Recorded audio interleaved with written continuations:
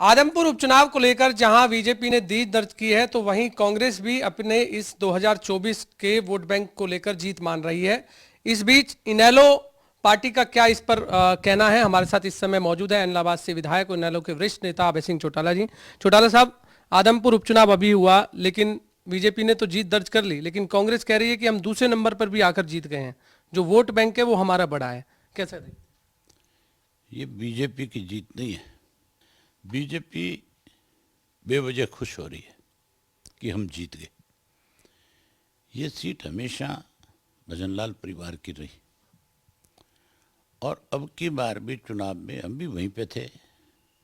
पूरे चुनाव में भजनलाल वर्षित चुनाव था, परिवार वर्षित चुनाव था।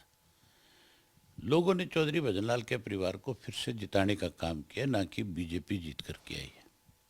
जहाँ तक कांग्रेस का सवाल है, कांग्रेस का तो वैसे भी दिवालिया पिट जाएगा। कांग्रेस में तो बहुत लंबे समय से लंबी कड़े चल रही है। उस कड़े का ही नतीजा है कि कांग्रेस जो है लगातार कमज़ोर होती जा रही है। भूपेंद्र सिंह हुड्डा जो है वो तो भाजपा के एजेंट के रूप में काम करते हैं। उन्होंने हमेशा कैसे भाजपा को फायदा मिले, पिछले 8 साल से इसी काम में लगे हुए हैं। लेकिन जयप्रकाश कह रहे हैं कि इनेलो जो है भाजपा की बी टीम है, उन्होंने जो उम्मीदवार चुनावी मैदान में उतारा वो डम्मी कैंडिडेट था। अगर किसी अच्छे उम्मीदवार को चुनावी मैदान में उतारते तो मुकाबला जो है टफ होता, कांग्रेस की सीट निकल सकती थी। मैं जो बात आपसे कह रहा था कि Bhupendra Singh Hooda B team agent के रूप में काम करता है बीजेपी के, मेरे पास तो सबूत है। मैं तो सबूत बताता हूँ आपको कि कब कब भाजपा की मदद भूपेंद्र सिंह हुड्डा ने करी या कांग्रेस ने करी। कोई ये कह दे जयप्रकाश ने ये कहा कि इनेलो बी टीम है, वो कोई सबूत तो पेश करे किसी बात का। क्या सबूत है उसके पास? कुछ बताए। हम तो प्रूफ के साथ कहते हैं कि तुम लोगों ने यहाँ यहाँ बेईमानियाँ करी है। ये जयप्रकाश खुद जब इंडिपेंडेंट एमएलए था, इससे पूछो तेने सुभाष चंद्रा की मदद करी कि नहीं करी? मुख्यमंत्री से नाराज था, लेकिन सुभाष चंद्रा को भाजपा ने खड़ा किया। तो उससे ये तो पूछ लो तेने उस वक्त क्यों मदद करी थी, उसके पीछे क्या स्वार्थ था? इनेलो बी टीम है जो को अपना नेता मानते हैं, जयप्रकाश बार बार कह रहे हैं। जो इनेलो लड़ाई लड़ रही है, जो इनेलो ने अब तक लोगों की प्रेजेंस विधानसभा में या बाहर जो शो करी है, ना कांग्रेस कर सकती, ना कोई और दल कर सकता। कांग्रेस के ऊपर तो मैं आज भी कहता हूँ, पहले भी कहता रहा हूँ कि भूपेंद्र सिंह हुड्डा जो है वो कांग्रेस को ख़त्म करेगा, वो भाजपा को लाभ पहुँचाएगा, केवल इसलिए कि उसके खिलाफ आज मुकदमे हैं। आपने देखा नहीं किस तरह से जब ये भाजपा की मदद करता है तो भाजपा फिर इसको कहीं ना कहीं थोड़ा बहुत इशारों में ये बता देती है कि हम भी तेरी जो तैने हमारी मदद करी है उसका एहसान उतार रहे हैं। अभी एक केस था जिस केस के अंदर मुख्यमंत्री ने समय विधानसभा में ये कहा था कि हम इसकी जांच सीबीआई से कराएंगे। मौजूदा जो स्पीकर है, इसने एमएलए रहते हुए डिमांड करी थी कि इसकी जांच सीबीआई से हो, और वो जांच सीबीआई को देने की बात थी। विधानसभा में मुख्यमंत्री आश्वासन दे कि मैं इसकी जांच सीबीआई से कराऊंगा। खुद मुख्यमंत्री ने, हमने नहीं कहा कि इसकी जांच कराओ, खुद ने मुख्यमंत्री ने यह कहा था कि मैं इसकी जांच सीबीआई से कराऊंगा। और अब वही मुख्यमंत्री जो है इस आदमपुर के चुनाव के बाद बदल गया, वो कहता है नहीं अब इसकी विजिलेंस से कराएंगे। तो पहले ये तो बताए मुख्यमंत्री भी और हुड्डा भी, क्या वो आपस में मिले हुए नहीं? पिछला जो विधानसभा का सत्र था, उस सत्र में जो इनके शायराना अंदाज थे, जो शेरो शायरी इन्होंने दोनों ने करी, उससे तो दोनों पार्टियों के नेताओं ने भी, वहाँ बैठे हुए अधिकारियों ने भी, प्रेस के लोगों ने भी, ये बात चर्चा का विषय रही कि जिस तरह से दोनों शेरो शायरी कर रहे हैं, इससे लगता है कि दोनों एक दूसरे से बात करके आते हैं कि मैं ये शेर बोलूँगा और तू इसके जवाब में ये बोलना। सर, अभी आपने कहा कि भूपेंद्र सिंह हुड्डा कांग्रेस को खत्म करना चाहते हैं। इस पर ही कुमारी सैलजा ने भी ये कहा है कि कांग्रेस ने जो आदमपुर का उपचुनाव लड़ा है वो एक राष्ट्रीय पार्टी के तौर पर चुनाव नहीं लड़ा है। मैं कह रहा हूँ कलह है। कलह का नतीजा है कि आज किरण चौधरी क्या बोल रही है, सुरजेवाला क्या बोल रहा है, आज कुमारी सैलजा क्या बोल रही है। ये कलह है कि नहीं है? उदयभान कल तक कुछ बोल रहा था, आज के अखबार में सफाई दे रहा है। हैसियत पर भी अब राजनीति में बातें आ गई है कि किरण चौधरी की क्या हैसियत है, जिनसे पूछा जाए कि टिकट किसको दी जाए या क्या कुछ मीटिंगें की जाएं, तो इस पर भी कैसा देखते हैं इस हैसियत वाले संदर्भ? किसी भी राजनेता को ये सब बातें कहने से पहले अपने गिरेबान में जरूर झांकना चाहिए कि तू किस हैसियत का था, तू आज किस हैसियत पे है, इस हैसियत पे किसकी वजह से आया। अगर उदयमान ये कहे कि मुझे भूपेंद्र सिंह हुड्डा ने ये हैसियत दी है तो उसकी बड़ी बेवकूफ़ी है। उसने कांग्रेस ने उसको अध्यक्ष बनाया, हुड्डा ने नहीं बनाया। कांग्रेस ने उसको ये जिम्मेवारी सौंपी है, उसको कांग्रेस की ही बात करनी चाहिए। उसको ना हुड्डा की करनी चाहिए, ना किरण की करनी चाहिए, ना सैलजा की करनी चाहिए। लेकिन हरियाणा कांग्रेस में तो हुड्डा का दबदबा रहा है। जब भी प्रदेश अध्यक्ष अगर दूसरा बना है तो अभी तक उनका संगठन भी नहीं बन पाता है।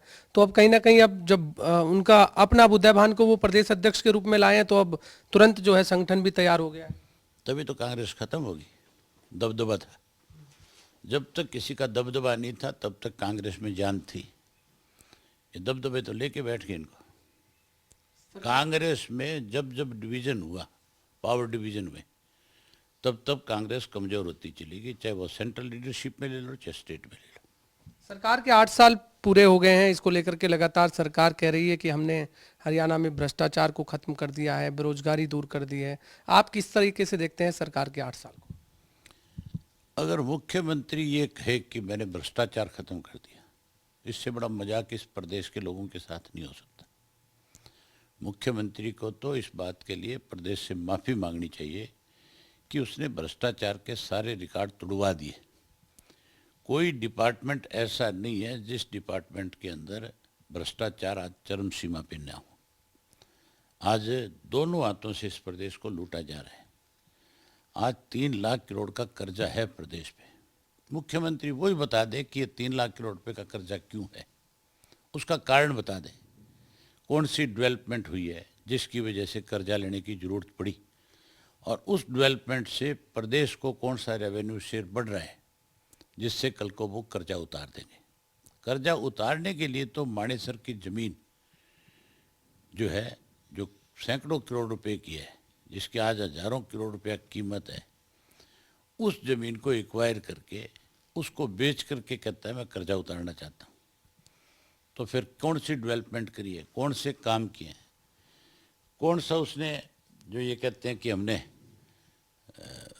भ्रष्टाचार खत्म कर दिया, या ये कह रहे हो आपकी इसने बेरोजगारी खत्म कर दी। आज जो आंकड़े बताते हैं, जो रोज़ रिपोर्ट्स आती हैं, हरियाणा बेरोजगारी पे नंबर 1 पे है।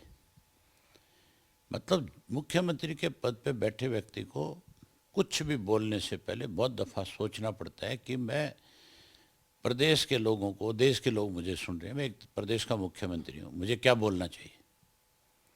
लेकिन कोई शर्म नहीं है इसमें कि हमें क्या बोलना है। झूठ बोलना है तो फिर शर्म किस चीज़ की। प्रदेश अध्यक्ष ओपी धनखड़ ने कहा है कि बीजेपी के पोस्टर में अब एक फोटो और बाकी रह गई है। स्वर्गीय देवीलाल की फोटो पहले आ चुकी थी, स्वर्गीय भजनलाल की अब आ गई है आदमपुर उपचुनाव में, और अब एक फोटो और बाकी रह गई है, वो भी जल्द आने वाली है।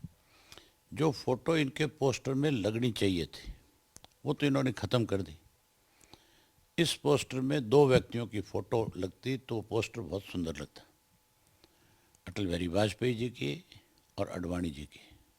भाजपा को आज इस जगह पे, इस मुकाम पे लेकर के आने वाले और भाजपा को राजनीतिक दल बनाने वाले ये 2 ही व्यक्ति हैं। बाकी तो कोई इस बात का आश्चर्य ले कि मैंने बीजेपी को शिखर पे पहुंचा दिया या मेरी वजह से भाजपा आज यहाँ है। भाजपा के 2 मेंबर पार्लियामेंट होते थे, अडवाणी जी रथ यात्रा ना करते तो इस देश में भाजपा को कोई नहीं जानता था। मोदी जी जैसे लोग पहले भी कहीं नहीं दिखते थे और आज भी नहीं दिखते। फिर राजनीतिक गलियारों में सर चर्चाएं ये भी है कि किरण चौधरी जो है जल्द ही पार्टी छोड़कर किसी दूसरी पार्टी को ज्वाइन कर सकती है। क्या आपकी भी कोई बातचीत चल रही है या आप कुछ इनवाइट भी करना चाहते हैं? आप किरण चौधरी से पूछो, ये सवाल मेरे से पूछने की जरूरत नहीं। वो ही बता सकती है कि उसने क्या फैसला लेना है। वो तो उन्होंने देखना है, उन्होंने आगे राजनीति में किस तरह के फैसले लेने हैं वो तय करेंगे। आपकी तरफ से कुछ संदेश? अरे वो तय करे, अपने काम उनके हैं। अच्छा, एक लास्ट क्वेश्चन और ले लेते हैं सर कि 2024 के चुनाव को लेकर विधानसभा चुनाव भी होने हैं, लोकसभा चुनाव भी होने हैं। इनेलो किस तरीके से तैयार है? क्योंकि आज अगर हम प्रदेश में कहें तो इनेलो पार्टी का एक ही विधायक है, वो आप हैं। अभी जो पंचायतों के चुनाव हुए, आप पहले उनके नतीजे देखो। उन नतीजों से भी ये तय होगा कि आने वाले समय में कौन सत्ता की तरफ बढ़ रहा है। कल को जिला परिषद के चेयरमैन खरीद फरोख्त से और से तो कोई बना लेगा या कोई सरकार दबाव डाल के अपना बना ले, लेकिन आज प्रदेश की सरकार के खिलाफ पूरी तरह से मैंडेट दिया है लोगों ने।